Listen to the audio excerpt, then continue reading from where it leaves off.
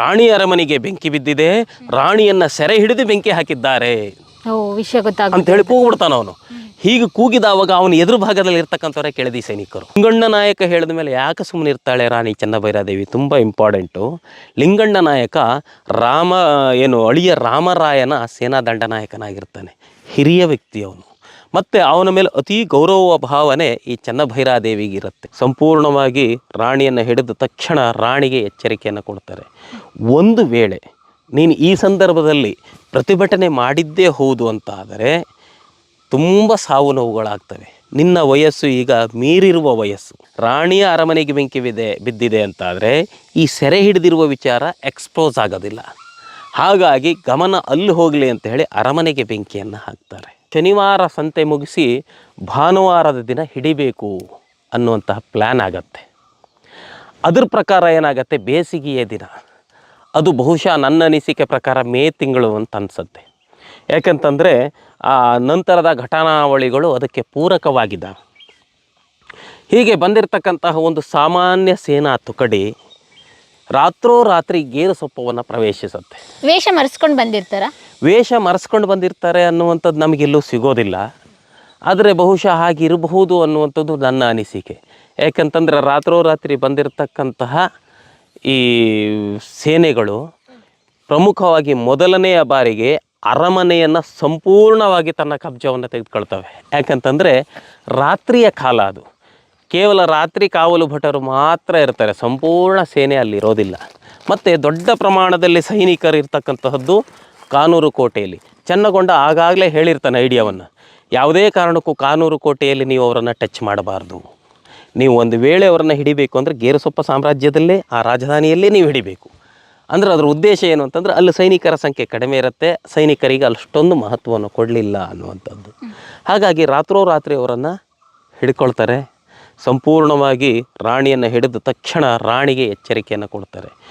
ಒಂದು ವೇಳೆ ನೀನು ಈ ಸಂದರ್ಭದಲ್ಲಿ ಪ್ರತಿಭಟನೆ ಮಾಡಿದ್ದೇ ಹೌದು ಅಂತ ಆದರೆ ತುಂಬ ಸಾವು ನೋವುಗಳಾಗ್ತವೆ. ನಿನ್ನ ವಯಸ್ಸು ಈಗ ಮೀರಿರುವ ವಯಸ್ಸು. ಎಷ್ಟಾಗಿತ್ತು? ಅದಾಗಲೇ 75ಕ್ಕೂ ಹೆಚ್ಚು ವರ್ಷ ದಾಟಿದ್ಲು ರಾಣಿ. 75 ವರ್ಷಕ್ಕೂ ಹೆಚ್ಚಿನ ವಯಸ್ಸನ್ನು ಆಗಿರ್ತಕ್ಕಂತಹ ರಾಣಿ ಈ ವಯಸ್ಸಿನಲ್ಲಿ ಅಷ್ಟು ಜೀವಗಳನ್ನು ನೀನು ಬಲಿ ಕೊಟ್ಟೆ ಅಂತಂದರೆ ನೀನು ಪಾಪದ ಕೂಪದಲ್ಲಿ ಬಿದ್ದು ಹೋಗ್ತೀಯ. ಯಾವ ಅರಮನೆಯಲ್ಲಿ ಇರ್ತಾರೆ? ಗೇರುಸೊಪ್ಪ ಅರಮನೆಯಲ್ಲಿ. ಪಾಪದ ಕೂಪಕ್ಕೆ ಬಿದ್ದು ಹೋಗ್ತೀಯ. ಅವೆಲ್ಲ ಪಾಪಗಳು ನಿನ್ನ ಜೀವನಕ್ಕೆ ಅದು ಸೇರ್ಕೊಳ್ಳುತ್ತೆ. ಹಾಗಾಗಿ ಅಂತಹ ಇದಕ್ಕೆ ನೀನು ಮುಂದಾಗಬೇಡ.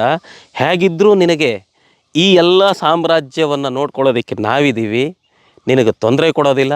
ಆದರೆ ಯಾವುದೇ ಕಾರಣಕ್ಕೂ ನಾನು ಸೆರೆಯಾಗಿದ್ದೀನಿ ಅಂತ ಹೇಳಿ ಸಾರ್ವಜನಿಕವಾಗಿ ಆಗಲಿ ಸೈನಿಕರಿಗಾಗಲಿ ಬೇರೆ ಯಾರಿಗೂ ನೀನು ಈ ವಿಚಾರವನ್ನು ಪ್ರಸ್ತಾಪ ಮಾಡಬಾರ್ದು. ನಿಮ್ಮನ್ನು ಗೌರವಯುತವಾಗಿ ನಾವು ಕರ್ಕೊಂಡು ಹೋಗ್ತೀವಿ ಅನ್ನುವಂತಹ ಎಚ್ಚರಿಕೆಯ ಮತ್ತು ತಿಳುವಳಿಕೆಯ ಮಾತನ್ನು ಲಿಂಗಣ್ಣ ನಾಯಕನೇ ಹೇಳ್ತಾನೆ. ಲಿಂಗಣ್ಣ ನಾಯಕ ಹೇಳಿದ ಮೇಲೆ ಯಾಕೆ ಸುಮ್ಮನೆ ಇರ್ತಾಳೆ ರಾಣಿ ಚೆನ್ನಭೈರಾದೇವಿ? ತುಂಬ ಇಂಪಾರ್ಟೆಂಟು. ಲಿಂಗಣ್ಣ ನಾಯಕ ಅಳಿಯ ರಾಮರಾಯನ ಸೇನಾ ದಂಡನಾಯಕನಾಗಿರ್ತಾನೆ. ಹಿರಿಯ ವ್ಯಕ್ತಿ ಅವನು. ಮತ್ತು ಅವನ ಮೇಲೆ ಅತಿ ಗೌರವ ಭಾವನೆ ಈ ಚೆನ್ನಭೈರಾದೇವಿಗಿರುತ್ತೆ. ಹಾಗಾಗಿ ಹಿರಿಯನಾಗಿರ್ತಕ್ಕಂಥ ಲಿಂಗಣ್ಣ ನಾಯಕನೇ ಹೀಗೆ ಹೇಳಿದ್ದಾನೆ ಅಂತಂದರೆ ಇದು ಬಹುಶಃ ನನ್ನ ಅಂತ್ಯಕಾಲ ಇರಬಹುದು ಅನ್ನುವಂಥದ್ದು ಅವಳಿಗೆ ಮನದಟ್ಟಾಗತ್ತೆ. ಅವ್ರ ಪ್ರಕಾರನೇ ತಾನು ಮೌನವ್ರತಕ್ಕೆ ಸೇರಿಬಿಡ್ತಾಳೆ.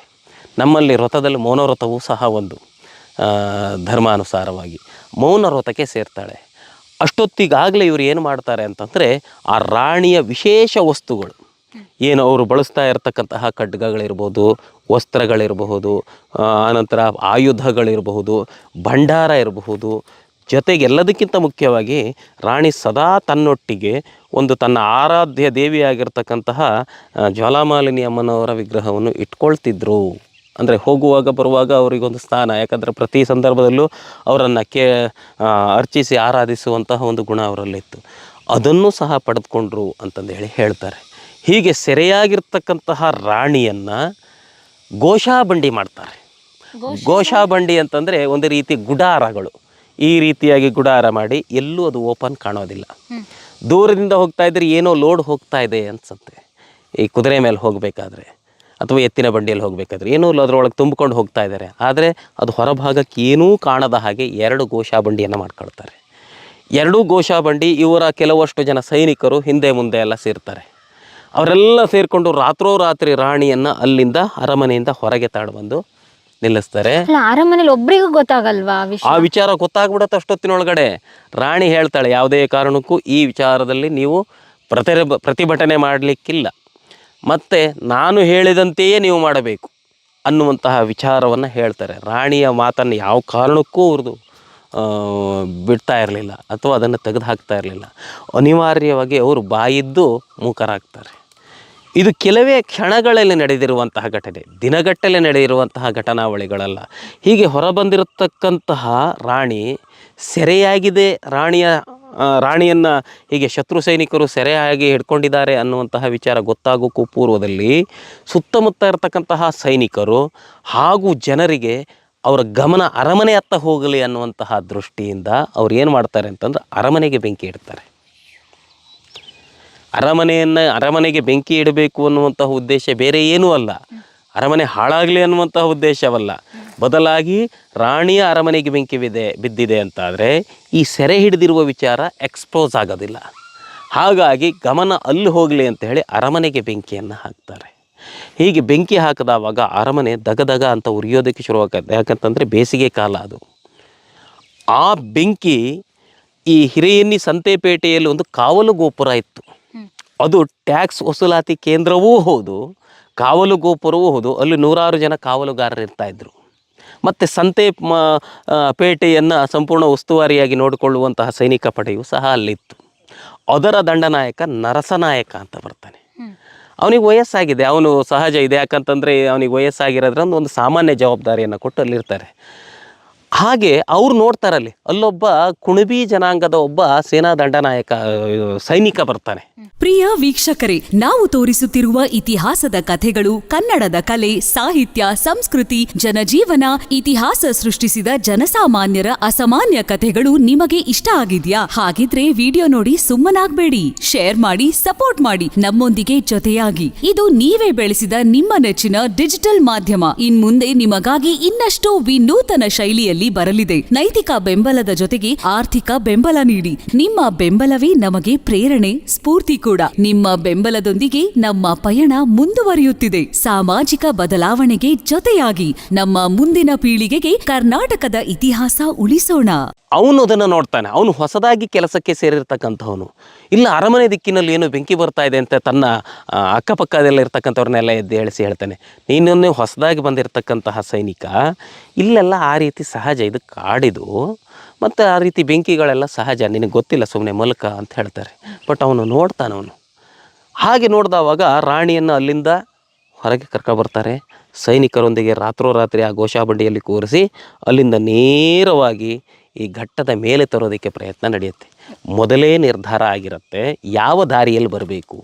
ನೆನ್ಪಿಟ್ಕೊಳ್ಳಿ, ಗೇರು ಸೊಪ್ಪದಿಂದ ಘಟ್ಟದ ಮೇಲೆ ಬರುವಂತಹ ದಾರಿಗಳು ಮುಖ್ಯವಾಗಿ 3 ದಾರಿಗಳು ಬರ್ತವೆ. ಗೇರು ಸೊಪ್ಪದಿಂದ ಪ್ರಮುಖವಾಗಿ ಈ ಭಾಗಕ್ಕೆ, ಅಂದರೆ ನಾವೇನು ಸಾಗರದ ಭಾಗಕ್ಕೆ ಬರುವಂಥದ್ರಲ್ಲಿ ಒಂದು ಕಾನೂರು ಕೋಟೆ, ಎರಡನೇದು ಬಾಳೆ ಗದ್ದೆ ದಾರಿ ಅಂತ ಕರಿತೇವೆ, ಇನ್ನೊಂದು ಹೆರ್ಕಣಿ ಘಾಟಿ ಅಂತ ಕರಿತೇವೆ, ಇನ್ನೊಂದು ಈ ಹೆನ್ನಿಯ ಅಥವಾ ಹಿರೇಹೆನ್ನಿಯ ದಾರಿ, ನಾವಿರ ಪ್ಲೇಸು ಅದೇ ದಾರಿ ಬರುವಂತಹ ಜಾಗ. ಇವಿಷ್ಟಕ್ಕೂ ಹಿರೇಹೆನ್ನಿ ದಾರಿ ಯಾಕೆ ಮಹತ್ವವನ್ನು ಪಡೆಯುತ್ತೆ ಅಂತಂದರೆ ಅವೆಲ್ಲವೂ ಹೇರೆತ್ತಿನ ದಾರಿಗಳು. ಹಿರೇಹೆನ್ನಿ ದಾರಿ ಎತ್ತಿನ ಬಂಡಿ ಹೋಗುವ ದಾರಿ. ಯಾಕೆ ಅಂತಂದರೆ ಇಳಿಜಾರು ಅಷ್ಟೊಂದು ಕಡಿದಾಗಿಲ್ಲ ಇಲ್ಲಿ, ಈಗಲೂ ಆ ಗುರುತುಗಳು ಹಾಗೇ ಇದ್ದಾವೆ. ಬಹಳಷ್ಟು ಸಂದರ್ಭದಲ್ಲಿ ಈಗೆಲ್ಲ ಏನಾಗುತ್ತೆ ಅಂತಂದರೆ ಟಿಂಬರ್ ಕಟ್ಟಿಂಗಿಗಾಗಿ ಮತ್ತೊಂದು ಮುಗ್ದೊಂದಕ್ಕಾಗಿ ಅದನ್ನೆಲ್ಲ ಹಾಕ್ತಿದ್ದಾರೆ, ಮಾಡಿದ್ದಾರೆ, ಎಲ್ಲ ಆಗುತ್ತೆ. ಆ ಕಾವಲು ಗೋಪುರದ ಬುರುಜುಗಳು ಸಹ ಇದ್ದು ಇತ್ತೀಚೆಗೆ ಅವು ಕಾಲವಾಗಿದ್ದಾವೆ. ಹಾಗಾಗಿ ಅದೇ ರಸ್ತೆಯಲ್ಲಿ ಒಂದು ರಸ್ತೆಯ ಮಾರ್ಗ ಆಗಿತ್ತು. ಅದನ್ನು ಬಹಳಷ್ಟು ಸಂದರ್ಭದಲ್ಲಿ ನಮ್ಮ ಮನೆಯಲ್ಲಿ ನಮ್ಮ ದೊಡ್ಡಪ್ಪ ಅವರೆಲ್ಲ ಹೇಳ್ತಿದ್ರು, ಅದು ರಾಜದಾರಿ ಅಂತ ಹೇಳ್ತಿದ್ರು. ಅದನ್ನು ಆ ಒಂದು ಎಲ್ಲ ಆಧಾರದ ಮೇಲೆ ನೋಡಿರುವಂತಹ ನನ್ನ ಅನುಭವದ ಆಧಾರದ ಮೇಲೆ ಅದು ಸ್ಪಷ್ಟವಾಗಿ ರಸ್ತೆ ಆಗಿತ್ತು ಆಗಿನ ಕಾಲದಲ್ಲಿ. ಆ ರಸ್ತೆಯ ಮುಖೇನ ಕರ್ಕೊಂಡು ಬರ್ತಾರೆ ರಾತ್ರಿ ಸುಮಾರು 2:30-3 ಗಂಟೆ. ಹೀಗೆ ಬಂದಾವಾಗ ಅಲ್ಲಿರ್ತಕ್ಕಂಥ ಅಂಬಾವನ ಪಾಲಿನ ಜನ ಮತ್ತು ಕಾರೇಮನೆ ಚೌಕದ ಜನ ಅಂತ ಬರ್ತಾರೆ. ಅಲ್ಲೆಲ್ಲ ಊರುಗಳು, ಅವೆಲ್ಲ ಸಂಪೂರ್ಣ ಕಾಡು. ಇವಾಗ ನೀವು ನೋಡಿದ್ರೆ ಅಲ್ಲಿ ಊರಿತ್ತು ಅಂತ ನಾವು ಊಹೆನೂ ಮಾಡೋದಿಲ್ಲ. ಆ ಅಂಬಾವನ ಪಾಲಿನ ಜನ ಮತ್ತು ಕಾರೇಮನೆ ಚೌಕದ ಜನ ಎಲ್ಲ ಬರಬೇಕಾದ್ರೆ ಇವ್ರು ಸಿಗ್ತಾರೆ ಗೋಶಾಬಂಡಿಯೊಂದಿಗೆ. ಅವ್ರಿಗೆ ಏನಿದ್ರು ಅರಮನೆ ಸುಟ್ಟು ಹೋಗ್ತಾ ಇದೆ, ರಾಣಿ ಪರಿಸ್ಥಿತಿ ಏನಾಗಿದೆಯೋ ಗೊತ್ತಿಲ್ಲ, ರಾಣಿಯನ್ನು ನಾವು ರಕ್ಷಣೆ ಮಾಡಬೇಕು ಅಂತೇಳಿ ಓಡಿ ಹೋಗ್ತಾ ಇರ್ತಾರೆ ಅವರು. ಇವ್ರು ಸೈಡ್ ಆಗ್ತಾರೆ. ಇವರು ಯಾರು ಏನು ಅಂತ ಯಾರು ಏನು ನೋಡಕ್ಕೂ ಅನ್ನುವಂತಹ ಹೋಗಲ್ಲ. ಕೇಳುವಂತಹ ವ್ಯವಧಾನವೂ ಅವರಿಗಿಲ್ಲ. ಯಾಕಂದ್ರೆ ರಾಣಿ ಸತ್ತು ಹೋಗ್ಬಿಡ್ತಾಳೆ, ಅರಮನೆಯಲ್ಲಿ ಬೆಂಕಿಗೆ ಆಹುತಿಯಾಗಿದೆ ಅಂತಂದ್ರೆ ರಾಣಿಯಲ್ಲೇ ಇದ್ದಾಳೆ. ಮತ್ತೆ ಆ ಸಂದರ್ಭದಲ್ಲಿ ಅವರೆಲ್ಲ ನೋಡ್ಕೊಂಡು ಬಂದಿರ್ತಾರೆ. ಸಂಜೆ ಆದ ಕೂಡಲೇ ಹಣತೆಯಲ್ಲಿ ದೀಪ ಉರಿಸ್ತಾರೆ ಅಂತ ಹೇಳಿದ್ದೆ ನಾನು. ಆ ದಿನ ಉರಿಸಿರ್ತಕ್ಕಂತಹ ದೀಪ ಗೇರು ಸೊಪ್ಪದಲ್ಲಿತ್ತು. ಇದನ್ನು ಚೆನ್ನಗೊಂಡನು ಸಹ ಹೇಳಿರ್ತಾನೆ, ಎಲ್ಲಿ ದೀಪ ಉರಿಸ್ತಾರೋ ಅಲ್ಲಿ ರಾಣಿ ಇರ್ತಾಳೆ ಅನ್ನೋ ಮಾಹಿತಿಯನ್ನು ಚೆನ್ನಗೊಂಡನು ಹೇಳಿರ್ತಾನೆ. ಇದ್ರ ಪ್ರಕಾರ ಅವ್ರು ಕರ್ಕೊಂಡು ಬರ್ತಾರೆ. ಇವ್ರು ಯಾರೂ ಕೇಳೋದಿಲ್ಲ. ನೇರವಾಗಿ ಅವರು ಬಂದಿರತಕ್ಕಂಥದ್ದು ಬರುವ ದಾರಿ ಯಾವುದಪ್ಪ ಅಂತಂದರೆ ಹಿರೇಯನ್ನಿಯ ಕಾವಲು ಕಟ್ಟೆ ಅಥವಾ ಕಾವಲು ಗೋಪುರಕ್ಕೆ. ಅಲ್ಲಿ ಏನಾಗುತ್ತೆ ಅಂತಂದರೆ ಬಂದಿರತಕ್ಕಂಥವ್ರನ್ನೆಲ್ಲ ಎನ್ಕ್ವೈರಿ ಅಷ್ಟೊತ್ತಿಗಾಗೆ ಬೆಳಗಿನ ಜಾವ 5:30 ಆಗುತ್ತೆ. ಬೆಳಕು ಬಿಡ್ತಾ ಇರುತ್ತೆ. ಎಲ್ಲರೂ ಎದ್ದು ತಮ್ಮ ಕೆಲಸ ಕಾರ್ಯಗಳಲ್ಲಿ ತೊಡಗ್ತಾರೆ. ಬಂದಿರತಕ್ಕಂತಹ ಎಲ್ಲ ವ್ಯಕ್ತಿಗಳನ್ನು ಒಂದು ಚೆಕ್ ಮಾಡಿ ಬಿಡುವಂಥದ್ದು. ಇವರು ಸೈನಿಕರಾಗಿರ್ತಾರೆ, ಆದರೆ ವೇಷ ಸೈನಿಕರ ವೇಷದಲ್ಲಿ ಇರೋದಿಲ್ಲ ಇವರು ಕೆಳದಿಯವರು. ಆದರೆ ಆ ರೀತಿ ಬರ್ತಕ್ಕಂತಹ ವರ್ತಕರು, ಯಾಕಂತಂದರೆ ಇಲ್ಲಿ ಮೇಲ್ಭಾಗದಲ್ಲಿ ಬಹಳಷ್ಟು ಊರುಗಳು ಬರ್ತವೆ. ಅಲ್ಲೆಲ್ಲ ವ್ಯಾಪಾರಸ್ಥರು ಬರ್ತಾರೆ, ರೈತರು ಬರ್ತಾರೆ, ಎಲ್ಲರೂ ಬರೋದ್ರಿಂದ ಆ ಓಣಿಯಲ್ಲೇ ಬರಬೇಕಾಗಿರೋದ್ರಿಂದ ಸಾಲಾಗಿ ನಿಲ್ಲುತ್ತೆ ಆ ಓಣಿಯಲ್ಲಿ ಜನರ ಒಂದು ಸಂದೋಹ. ಹೀಗೆ ನಿಂತಾವಾಗ ಏನಾಗತ್ತೆ ಅಂತಂದರೆ ಹಿಂಭಾಗದಿಂದ ಒಬ್ಬ ಕುದುರೆಯ ಮೇಲೆ ಏರ್ಕೊಂಡು ಬರ್ತಾನೆ. ಅವನು ವಾರ್ತಾವಾಚಕ. ಅವನು ಹೇಳ್ತಾನೆ, ಕೂಗಿ ಹೇಳ್ತಾನೆ, ಸುಮಾರು 100 ಮೀಟರ್ ದೂರದಲ್ಲಿರ್ತಕ್ಕಂತಹ ಕಾವಲು ಗೋಪುರದಲ್ಲಿ ಕಾವಲು ಕಟ್ಟೆಯಲ್ಲಿರ್ತಕ್ಕಂಥ ಸೈನಿಕರಿಗೆ ರಾಣಿ ಅರಮನೆಗೆ ಬೆಂಕಿ ಬಿದ್ದಿದೆ, ರಾಣಿಯನ್ನು ಸೆರೆ ಹಿಡಿದು ಬೆಂಕಿ ಹಾಕಿದ್ದಾರೆ ವಿಷಯ ಅಂತ ಹೇಳಿ ಕೂಗ್ಬಿಡ್ತಾನೆ ಅವನು. ಹೀಗೆ ಕೂಗಿದವಾಗ ಅವನು ಎದುರು ಭಾಗದಲ್ಲಿ ಇರ್ತಕ್ಕಂಥವರೇ ಕೆಳದಿ ಸೈನಿಕರು ತಕ್ಷಣ ಅವನನ್ನು ಸಾಯಿಸ್ತಾರೆ. ಯಾಕಂತಂದರೆ ಆ ಸ್ಪಷ್ಟತೆ ಪೂರ್ಣ ಆಗಬಾರ್ದು ಅವರಿಗೆ. ಆ ಕಾವಲು ಗೋಪುರದವರಿಗೆ ಇದು ಸ್ಪಷ್ಟವಾಗಿ ಕೇಳ್ತೋ ಅಲ್ಲೊಂದು ಯುದ್ಧ ಆಗತ್ತೆ ಅನಿವಾರ್ಯವಾಗಿ. ಮತ್ತೆ ಏನೂ ಅಲ್ಲೋಲ ಕಲ್ಲೋಲ ಆಗತ್ತೆ. ಅದು ಹಾಗಾಗದ ಬೇಡ ಅಂತಂದು ಹೇಳಿ ಆ ಕಾವಲು ವಾರ್ತಾವಾಚಕನನ್ನು ಸಾಯಿಸಿಬಿಡ್ತಾರೆ ಅವರು. ಹೀಗೆ ಅಲ್ಲಿ ಮುಂದೆ ಬಂದವಾಗ ಅನಿವಾರ್ಯವಾಗಿ ಈ ಬಂಡಿಗಳನ್ನು ಚೆಕ್ ಮಾಡೋದಕ್ಕೆ ಕಾವಲು ಭಟರು ಪ್ರಾರಂಭ ಮಾಡ್ತಾರೆ. ಆಗ ಇವರು ಏನು ಮಾಡ್ತಾರೆ ಅಂತಂದರೆ ಕಾವಲು ಭಟರೊಂದಿಗೆ ಇವರು ಹೋರಾಟ ನಡೆಯುತ್ತೆ. ಈ ಹೋರಾಟ ನಡೆದವಾಗ ಅಲ್ಲಿರ್ತಕ್ಕಂತಹ ತರುಣ ಕುಣಬಿ ಜನಾಂಗದ ಸೈನಿಕ ಏನು ಮಾಡ್ತಾನೆ, ಆ ಹೋರಾಟದಲ್ಲಿ ಸತ್ತೋಗ್ಬಿಡ್ತಾನೆ. ಅವನು ಆಗಷ್ಟೇ ಮದುವೆ ಆಗಿರ್ತಾನೆ. ಅವನು ತುಂಬ ತರುಣ, ಅವನು ಆಗಷ್ಟೇ ಮದುವೆ ಆಗಿರ್ತಾನೆ. ಅವನು ಅಲ್ಲಿ ಸತ್ತೋಗ್ಬಿಡ್ತಾನೆ. ಭಾಳಷ್ಟು ಜನ ಸತ್ತೋಗ್ತಾರೆ, ಅವನು ಸತ್ತೋಗ್ತಾನೆ. ಹೀಗದೆಲ್ಲ ಆದ ತಕ್ಷಣ 6 ಗಂಟೆ ಆಗೋಗುತ್ತೆ, ಬೆಳಕು ಸಂಪೂರ್ಣ ಬಿಡುತ್ತೆ. ಈ ವಿಚಾರ ಯಾಕೆ ಹೋರಾಟ ಮಾಡ್ತಾ ಇದ್ದಾರೆ, ಜನ ಹೀಗೆ ಬಂದಿದ್ದಾರೆ, ನಮ್ಮ ದೇಶದ ಸೈನಿಕರಲ್ಲ, ಘೋಷಾಬಂಡಿ ಇದೆ ಅನ್ನುವಂತಹ ವಿಚಾರ ಆ ಸಂತೆಪೇಟೆಯಲ್ಲಿ ಉಳಿದಿರ್ತಕ್ಕಂಥ ವರ್ತಕರುಗಳ ಕಿವಿಗೆ ಬಿದ್ದುಬಿಡುತ್ತೆ. ಅಲ್ಲಿರ್ತಕ್ಕಂಥವ್ರು ಬಂದು ಕೆಲವಷ್ಟು ಜನ ನೋಡ್ತಾರೆ, ಅಥವಾ ಇಲ್ಲಿದ್ದವರು ಸಹ ಅದನ್ನು ವಿಚಾರವನ್ನು ವಿನಿಮಯ ಮಾಡ್ಕೊಳ್ತಾರೆ. ಅಲ್ಲಿ ಸತ್ತೋಗಿರ್ತಕ್ಕಂತಹ ಕುಣಬಿ ಜನಾಂಗದ ಒಂದು ವ್ಯಕ್ತಿಗೆ ಸಂಸಾರ ಇರುತ್ತೆ, ಹೊಸದಾಗಿ ಮದುವೆ ಆಗಿರ್ತಾರೆ. ಆ ಹೆಂಗಸಿಗೆ ಹೇಳೋದಕ್ಕೆ ಒಂದಿಷ್ಟು ಜನ ವರ್ತಕರು ಹೊಡೋಗ್ಬಿಡ್ತಾರೆ. ಇಲ್ಲ, ನಿನ್ನ ಗಂಡನನ್ನು ಹೀಗೆ ಮಾಡಿಬಿಟ್ಟಿದ್ದಾರೆ ಕೆಳದಿ ಕಡೆಯ ಸೈನಿಕರು, ರಾಣಿಯನ್ನು ಸೆರೆ ಹಿಡ್ಕೊಂಡು ಹೋಗ್ತಾ ಇದ್ದಾರೆ, ಈಗ ಏನು ಮಾಡ್ತೀಯೋ ನಿನಗೆ ಗೊತ್ತಿಲ್ಲ, ನಿನಗೆ ಬಿಟ್ಟಿದ್ದು ಅಂತ ಹೇಳ್ತಾರೆ.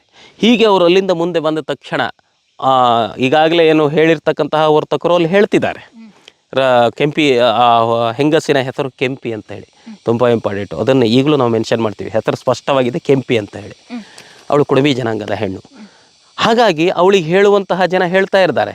ಇನ್ನಿತರ ಎಲ್ಲ ಏನು ವರ್ತಕರು ಮತ್ತು ಅಲ್ಲಿರ್ತಕ್ಕಂತಹ ಜನ ಈ ಸಂತೆಪೇಟೆಯಲ್ಲಿ ಜಮಾವಣೆ ಆಗ್ತಾರೆ. ಇಲ್ಲ, ಅವ್ರನ್ನ ಬಿಡಬಾರ್ದು, ರಾಣಿಯನ್ನು ಹಿಡ್ಕೊಂಡು ಹೋಗ್ತಾ ಇದ್ದಾರೆ ಅನ್ನುವಂಥದ್ದು ಒಂದು ಎಕ್ಸ್ಪೋಸ್ ಆಗಿಬಿಡತ್ತದು, ನಾವು ಬಿಡಬಾರ್ದು ಅಂಥೇಳಿ. ಆಗ ಏನಾಗುತ್ತೆ ಅಂತಂದರೆ ವರ್ತಕರೆಲ್ಲ ಸೇರಿ ಹೋರಾಟಕ್ಕೆ ನಿಲ್ತಾರೆ. ನೋಡಿ, ಪ್ರತಿಯೊಬ್ಬ ನಾಗರಿಕನು ಸೈನಿಕನಾಗ್ತಾನೆ ಅನ್ನೋಂಥದ್ದು ಇದು ಒಂದು ಉದಾಹರಣೆ. ರಾಣಿಯನ್ನು ನೀವು ಹಿಡ್ಕೊಂಡು ಹೋಗ್ತಾ ಇದ್ದೀರಿ, ನಾವು ನೋಡಲೇಬೇಕು, ರಾಣಿಯನ್ನು ಬಿಡಿಸ್ತೀವಿ ನಾವು ಅಂತೇಳಿ ನಿಂತು ಬಿಡ್ತಾರವರು. ಆದರೆ ಇವರು ನಿರಾಯುಧಧಾರಿಗಳು, ಕೆಳದಿ ಸೈನಿಕರು ಶಸ್ತ್ರಧಾರಿಗಳು. ಹೋರಾಟದಲ್ಲಿ ಏನಾಗುತ್ತೆ, ಅನಿವಾರ್ಯವಾಗಿ ಇಲ್ಲಿ ಸುಮಾರು ಜನ ಸಾವು ನೋವಾಗತ್ತೆ. ಅಷ್ಟಕ್ಕೆ ಅವ್ರು ಬಿಡೋದಿಲ್ಲ. ನೀವು ಇಷ್ಟೆಲ್ಲ ಮಾಡಿದ್ದೀರಿ ಅಂತಂದರೆ ಅವ್ರದ್ದು ಐಡಿಯಾನೇ ಅದು. ಆ ರೀತಿಯಾಗಿರ್ತಕ್ಕಂಥ ಐಡಿಯಾನು ಬಳಸ್ತಾರೆ. ಅರಮನೆಗೆ ಹೇಗೆ ಬೆಂಕಿ ಹಾಕಿದ್ರೋ ಸಂತೆಪೇಟೆಗೂ ಬೆಂಕಿ ಹಾಕ್ತಾರೆ. ಸಂತೆಪೇಟೆ ಹೇಗೆ ಯಾವುದ್ರಲ್ಲಾಗಿತ್ತು ಅಂದ್ರೆ ದಡಸಲು ಗರಿಯಿಂದ ಮಾಡಿತ್ತು. ಯಾಕಂತಂದರೆ ಬೇಸಿಗೆ ಕಾಲ, ಅಲ್ಲಿ ಆ ದಡಸಲು ಗರಿಗಳು ಮತ್ತು ಈ ತಾಳೆ ಗರಿಗಳು ಏನಾಗುತ್ತೆ, ತಂಪನ್ನು ಬಿಟ್ಕೊಡತ್ತೆ.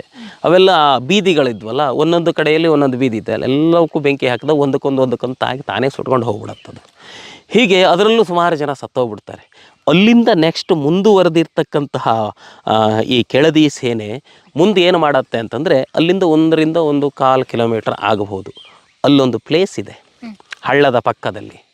ಆ ಪ್ಲೇಸಿನ ಹತ್ತಿರ ಬರ್ತಾರೆ. ಅಷ್ಟೊತ್ತಿಗಾಗಲೇ ಅವರನ್ನು ಅನುಸರಿಸಿ ಈ ಕೆಂಪಿ ಅನ್ನುವಂಥ ಹೆಣ್ಣು ಹೋಗ್ತಾಳೆ. ಹೇಗೆ ಹೋಗ್ತಾಳೆ, ತನ್ನ ಗಂಡ ಸೈನಿಕನಾಗಿರೋದ್ರಿಂದ ಕೆಲವೊಂದು ವೆಪನ್ಸ್ಗಳು, ಈಗ ಉದಾಹರಣೆ ಖಡ್ಗ ಅಂತಲೇ ನಾವು ಹೇಳ್ತೇವೆ, ಖಡ್ಗವನ್ನು ಹಿಡಿದುಕೊಂಡು ತನ್ನ ಕಚ್ಚೆಯನ್ನು ಉಟ್ಟು ಒಂಥರ ವೀರಾಗ್ರಣಿಯ ರೂಪದಲ್ಲಿ ಹೋಗ್ತಾಳೆ. ಯಾಕೆ ಅಂತಂದರೆ ಅವಳಿಗೆ ತುಂಬ ಬೇಸರ ಆಗತ್ತೆ. ತನ್ನ ಗಂಡ ತೀರ ಹೋಗಿದ ಅನ್ನುವಂಥದ್ರಕ್ಕಿಂತ ಹೆಚ್ಚಾಗಿ ನನ್ನ ಪಾಲಿನ ದೇವತೆ ಆಗಿರತಕ್ಕಂತಹ ರಾಣಿಯನ್ನು ಹಿಡ್ಕೊಂಡು ಹೋಗ್ತಾ ಇದ್ದಾರಲ್ಲ ಅನ್ನುವಂತಹ ಒಂದು ಮನಸ್ಸಿತ್ತದು. ಯಾಕೆ ಅಂತಂದರೆ ಅವಳು ಹುಟ್ಟಿದ್ದು ಬೆಳೆದಿದ್ದು ಗೇರುಸಪ್ಪದಲ್ಲಿ. ಅವಳು ನೋಡಿ ಬೆಳೆದಿರ್ತಕ್ಕಂತಹದ್ದು ರಾಣಿಯ ಚಲನವಲನವನ್ನು. ಅವಳನ್ನು ಮದುವೆ ಮಾಡುವುದಕ್ಕೆ ಕಾರಣೀಭೂತರಾಗಿರ್ತಕ್ಕಂಥವರು ರಾಣಿಯವರೇ. ಆನಂತರ ಮದುವೆ ಆಗಿರ್ತಕ್ಕಂತಹ ತನ್ನ ಗಂಡನಿಗೆ ತರಬೇತಿಯನ್ನು ಕೊಡಿಸಿ ಕಾವಲು ಗೋಪುರದಲ್ಲಿ ಕೆಲಸಕ್ಕೆ ಕೊಟ್ಟಿಸಿರ್ತಕ್ಕಂಥವಳು ಇದೇ ಕೆಂಪಿನೇ. ಇದಕ್ಕೆಲ್ಲ ರಾಣಿ ಕಾರಣ ಅನ್ನುವಂಥದ್ದು ಅವಳ ಮನಸ್ಸಲ್ಲಿತ್ತು. ತನ್ನ ಗಂಡನೂ ಹೋದ, ರಾಣಿಗಿಂತ ದುಸ್ಥಿತಿ ಬಂದಿದೆ ಅಂತಂದರೆ ಅವಳು ಕೋಪ ಒಂದಕ್ಕೆ ಎರಡಾಗಿತ್ತು. ಹಾಗಾಗಿ ಅವಳು ಕೆಳದಿಯವ್ರನ್ನ ಹಿಂಬಾಲಿಸೋದಕ್ಕೆ ಶುರು ಮಾಡಿದ್ಲು. ಅಲ್ಲೊಂದು ಬಯಲು ಪ್ರದೇಶ, ನೀರಿನ ಆ ಕಡೆ ಈ ಕಡೆ ಇರ್ತಕ್ಕಂಥ ಬಯಲು ಪ್ರದೇಶದಲ್ಲಿ ಅಡ್ಡ ಹೋಗಿ ನಿಲ್ತಾಳೆ. ಏನಿದೆ ಬಂಡಿಯಲ್ಲಿ? ನಮ್ಮ ರಾಣಿಯನ್ನು ನೀವು ಸೆರೆ ಹಿಡ್ಕೊಂಡು ಹೋಗ್ತಾ ಇದ್ದೀರಿ, ಬಿಡಿಸಿರಿ ರಾಣಿಯನ್ನು, ನಾನು ರಾಣಿಯನ್ನು ನೋಡಬೇಕು, ನೀವು ಒಂದು ವೇಳೆ ತೋರಿಸಲಿಲ್ಲ ಅಂತಂದ್ರೆ ನಾನು ಸಾಯೋದಕ್ಕೂ ಸಿದ್ಧ ಅಂತಂದೇಳಿ ತಕ್ಷಣ ಕತ್ತಿಯನ್ನು ಹಿರಿದು ಹೋರಾಟಕ್ಕೆ ನಿಲ್ತಾಳೆ. ಇದು ಅಂದರೆ ಛಲಗಾತಿ. ಈಗ ನಾವು ಉದಾಹರಣೆ ಜಟಾಯುವನ್ನು ರಾಮಾಯಣದಲ್ಲಿ ನೋಡ್ತೇವೆ. ಜಟಾಯುವಿಗೆ ಗೊತ್ತಿದೆ ನಾನು ರಾವಣನನ್ನು ಎದುರಿಸಿ ಬದುಕೋದಕ್ಕಾಗೋದಿಲ್ಲ ಅಂತಂದರೆ. ಇಲ್ಲಿಗೂ ಸಹ ಇವಳಿಗೆ ಗೊತ್ತಿದೆ, ಕೆಂಪಿಗೂ ಗೊತ್ತಿದೆ, ನಾನು ಕೆಳದಿ ಸೇನೆಯನ್ನು ವಿರುದ್ಧ ಹಾಕಿಕೊಂಡು ಬದುಕೋದಕ್ಕೆ ಸಾಧ್ಯ ಇಲ್ಲ ಅನ್ನುವಂಥದ್ದು. ಆದರೂ ಸ್ವಾಮಿ ನಿಷ್ಠೆ ಅನ್ನುವಂಥದ್ದು ಎಲ್ಲದಕ್ಕಿಂತ ಮಹತ್ವವನ್ನು ಪಡೆಯುತ್ತೆ. ರಾಣಿಯನ್ನು ನಾನು ಬಿಡಿಸಬೇಕು ಅಂದ್ಕೊಂಡಿರ್ತಕ್ಕಂತಹ ಕೆಂಪಿ ಅವರ ಮಾತನ್ನು ಆದಷ್ಟು ಹೇಳ್ತಾಳೆ ಅವರಿಗೆ ನೋಡಿ ನೀವು ಬಿಡಿಸ್ಕೊಡಿ, ಯಾವುದೇ ಕಾರಣಕ್ಕೂ ರಾಣಿಯಿಂದ ಏನು ತೊಂದರೆ ಆಗೋದಿಲ್ಲ. ಅಂದರೆ ಅದು ಬಿಡಿಸುವಂತಹ ಸಂದರ್ಭದಲ್ಲಿ ಬಂದಿರುವಂತಹ ಮಾತುಗಳು, ಯಾಕೆ ರಾಣಿಯಾಗಿ ಅವಳು ಮಾತಾಡ್ತಾಳೆ, ಒಬ್ಬಳ ಸೇವಕಿಯಾಗಿ ಮಾತಾಡ್ತಾ ಇರ್ತಕ್ಕಂಥದ್ದು. ಆಗ ಅವರು ಒಪ್ಪೋದಿಲ್ಲ. ಇಲ್ಲ ನೀವು ಬಿಡಲಿಲ್ಲ ಅಂತಂದ್ರೆ ನಾನು ಸುಮ್ಮನೆ ಇರೋದಿಲ್ಲ ಅಂತಂದು ಹೇಳಿ ಆರ್ಭಟ ಮಾಡಲಿಕ್ಕೆ ಶುರು ಮಾಡ್ತಾಳೆ.